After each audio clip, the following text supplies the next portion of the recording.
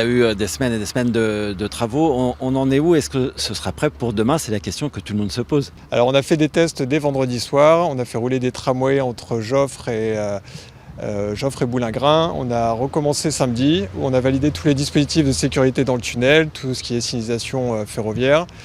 Et maintenant il nous reste l'ultime phase, c'est remettre en conformité la fourche Europe pour pouvoir reprendre une exploitation nominale. Donc ça se présente bien pour demain matin. On est bien parti et comme je vous l'ai dit, il reste la fourche Europe à remettre en état. Alors techniquement, il y a des travaux assez complexes. Ça concernait quoi? De changement de rail, ce qui est plus visible, hein. Voilà, ce qui est visible, ce qu'on voit les personnes, c'est la plateforme qui a été engazonnée.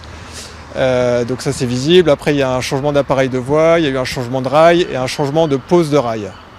Changement de voie, c'est l'aiguillage, hein, tout bêtement. C'est l'appareil de voie, c'est l'aiguillage, exactement. Et puis il y a des travaux qui se voient moins, et pour cause, parce que c'était dans les stations enterrées, les stations souterraines. Il y a eu de gros travaux aussi de fait là. Donc il y a eu des travaux importants de peinture, notamment des plafonds, sur les lumières. Il y a un éclairage qui est plus important. Il y a eu un nettoyage de fait aussi dans les stations, et il y a eu des murs de parement qui ont été changés. Des travaux d'électricité aussi, pareil, sur la sécurité, non, enfin. Et tout à fait, notamment sur le système de sécurité incendie qui a été complètement revu. C'est des travaux qui ont duré parfois tard le soir, tard la nuit pour être prêts.